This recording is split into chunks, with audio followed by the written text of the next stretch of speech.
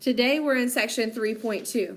All right, so as we just reviewed on the review slide, we need to understand angle pairs so we can find their measures.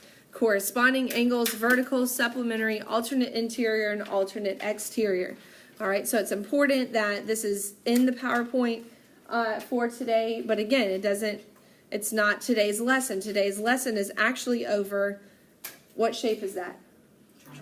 Triangles, okay? So triangles, there's something that all of your examples are going to have in common today, because there's one thing that never changes about the properties of a triangle, and that's that their angle measures add up to what? Does anybody know?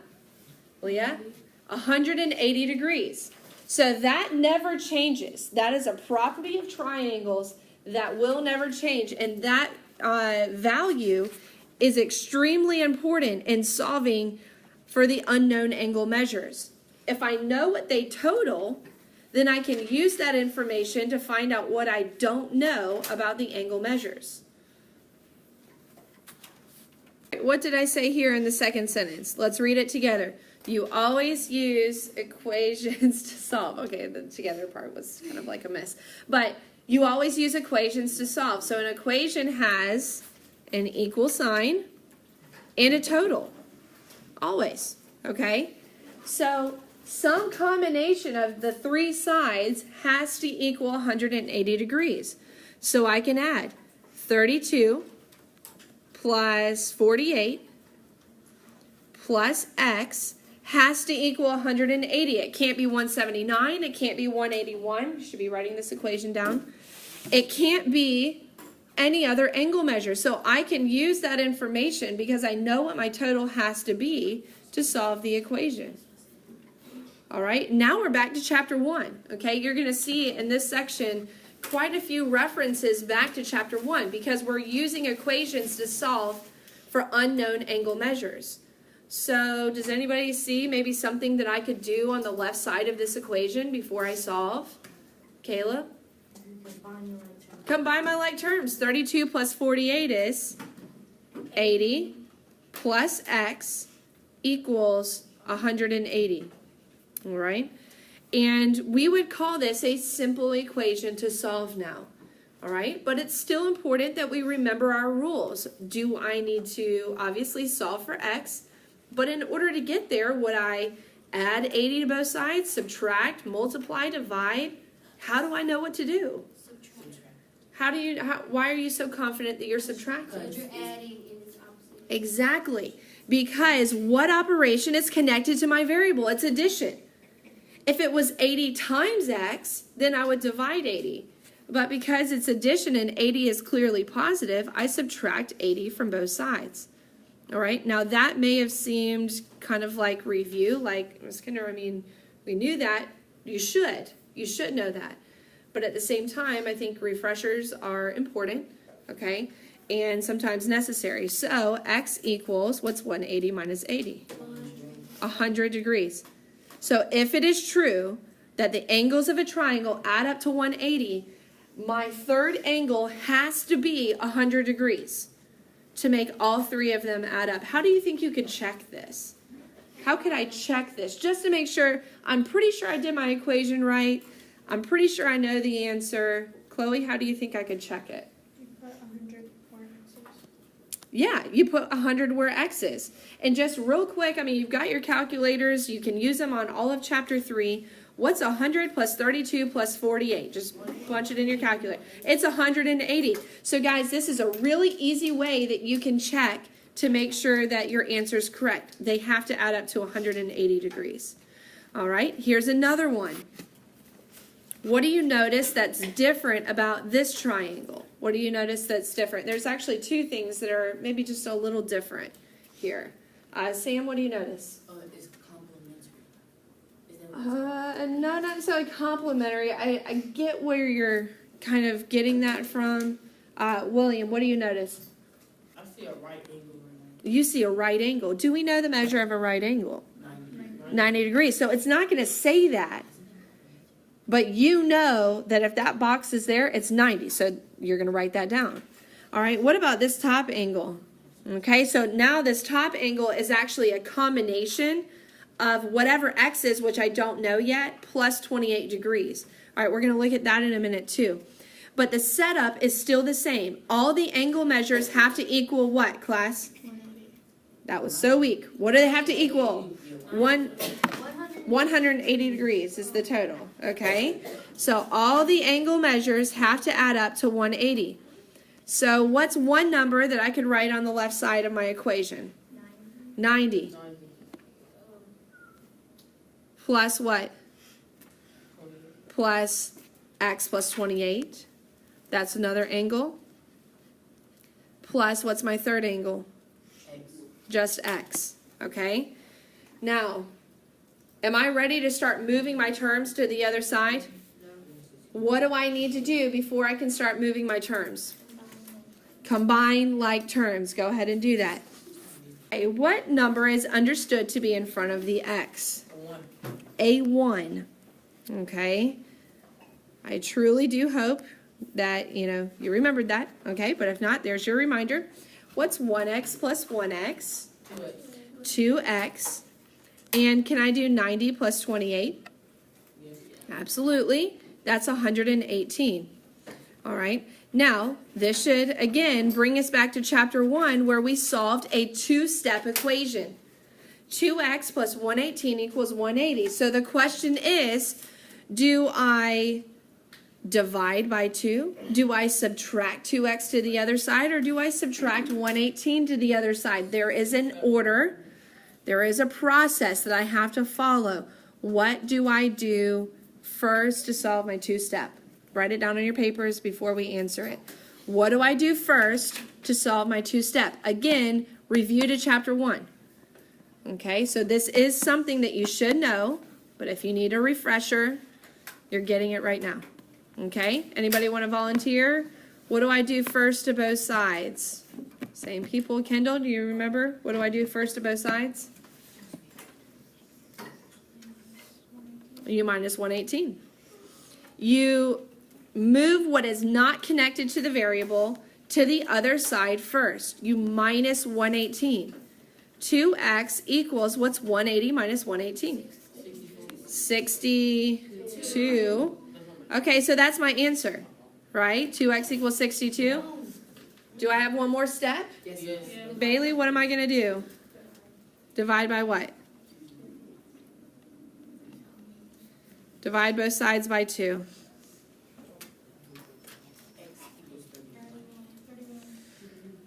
Oh my goodness. Okay, I'm going to need to step out for a second. Sorry. Hold on one sec. All right, so with exterior angles, okay, so we know that the angles of a triangle add up to 180 degrees, okay? So we're going to use that information to find an exterior angle. Do you guys all agree that x is on the outside of the triangle? Yes. Okay, so x is on the outside of the triangle, so I can use a rule and it works every time, and that's all we care about, right? Not necessarily, all of the crazy logistics behind it, but the rule says this, that if I'm finding the measure of an exterior angle, then I can add the measures of the two angles inside the triangle that are not touching it, okay? So obviously this angle right here is touching it, so those are supplementary, that's different. But I can add 36 plus 72 to get, what is 36 plus 72? 108. No. What is 36 plus 72? 36 plus 72. We're not worried about it equaling 180. It is 108, right? 108 degrees. So, I thought you were saying 180. Y'all were saying 108? Okay, sorry, my bad. All right, so 108 equals x. All right? That's how I find it. It is that simple. I just add the two angles that are not connected to the exterior angle together to give me the 108. However, all right, and this is what's going to be on your quiz and your test. I don't know if they necessarily put it on your homework for the exterior angles. It doesn't look like they did. But what if I gave you a y also, and I said, find the measure of angle x and find the measure of angle y. Okay, well, there's two ways you could find y. The first way is to do exactly like we did in example 1. Add them all together and make it equal to 180. Or you can recognize that x and y, what is this common side called? What are these angles? Supplementary. Because they share a common side, they're supplementary to each other. And supplementary angles add up to what? 180 degrees. Okay? So supplementary angles add up to 180. So I can use that information. If I know that x is 108, I can subtract it from 180. 180 minus 108 gives me, what is that, 72? 72 degrees equals y. 72 degrees equals y. Okay, and that's if they give you a y. On your homework tonight, they don't ask you to find that direct interior angle. But again, if you can see that connection, and guys, the sooner you can understand that if two angles share that common side, they equal 180, the sooner you understand that, the more that all of these concepts are going to make sense to you. That whole concept of supplementary angles, okay? All right, so let's look at this one. Now, this one is going to be a little different for a couple reasons. What do you see on the exterior angle? Do you see a variable by itself? No. You see a 2 next to it. So that means once I solve for A, what am I going to need to do to that value to find my exterior measure? Once I solve for A. A is not going to be my answer. What am I going to have to do to it? Multiply it by 2, okay? So again, it's that whole concept of, you know, it's not the variable by itself, but I use that information to solve for the unknown angle measures. Okay, so we have, again, our rule that the exterior angle measure equals what? What do I do here? The exterior angle measure equals, what do I do to the two interior? Do I subtract them? What did I say in the last example? I said to add them together. Okay, so I know that the exterior angle equals the sum of the two interior angles that are not connected to it, plus A minus 5. Okay? 2A equals 80 plus A minus 5. All right? Now I got to solve my equation. Well, there's a couple things I see here. What do you notice about this equation? Subtract from the add. What do you notice? Couple things. You have a variable on both sides of the equation. In chapter 1, do you guys remember solving for variables on both sides of the equation? You guys remember that? Okay. So we said that we move which one? The smaller one. Okay, so we don't have to deal with negatives. But do you see anything on the right side that you could also combine? Okay, 80 minus 5 is 75. 2A equals 75 plus A. Okay, and then, guys, it doesn't make sense to subtract 2A over to this side and load up that side of the equation. I'm trying to solve for A. I need to subtract A to the other side. All right, and A equals 75. But at the beginning of this problem, we talked about that this is not my answer because A is not the exterior angle. 2A is.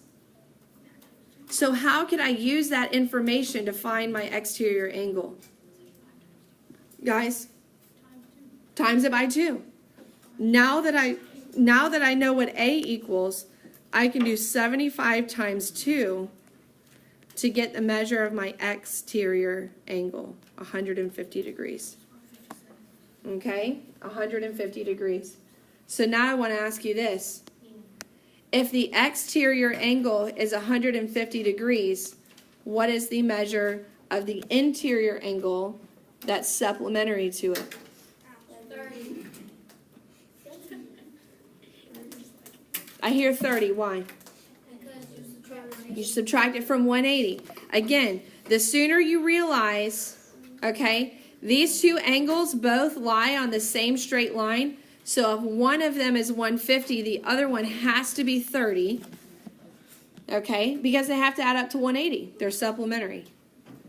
All right. So again, it's just going to come full circle. And you guys want to see something else too that's, kind of cool, or it just comes together. Let's plug in the value for A in here for the interior angle. What's 75 minus 5? 70.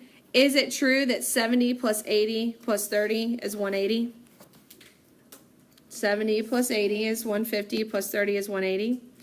And that my rule for the sum of the two interior angles equals, that's not connected, equals the exterior angle. It all comes together. It all works together.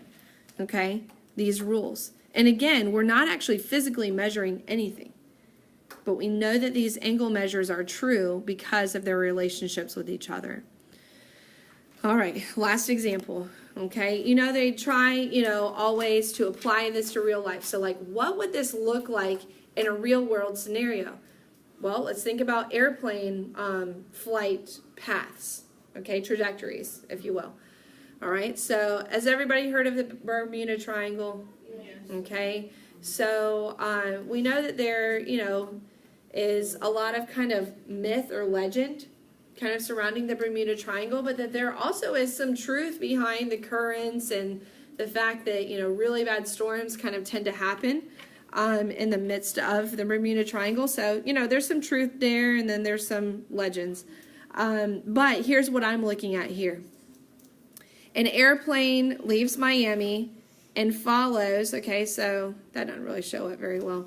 It follows the path to Puerto Rico, and then up towards Bermuda, and then back to Miami. Okay, so that's kind of the path that it takes. So what is the measure of the interior angle of its pathway, basically at Miami, at the Miami location? All right, so what do you think you're going to do to solve for x based on what we've learned in this section so far? You're going to set up what? An equation. And on your homework tonight, you don't necessarily have to write the original figures from your book, but what you must have on every single problem, and I will not give you credit for your homework if you do not have equations and work. You say, well, I did it in my head, or I just did it in my calculator, and I get that, and I understand that you very well could, but knowing how to set up these equations is just as important as solving for the angle measure. So go ahead and set up this equation. You have these three angle measures here on the map. Go ahead and set it up, and what are they going to equal? 180 degrees. Go ahead and set it up.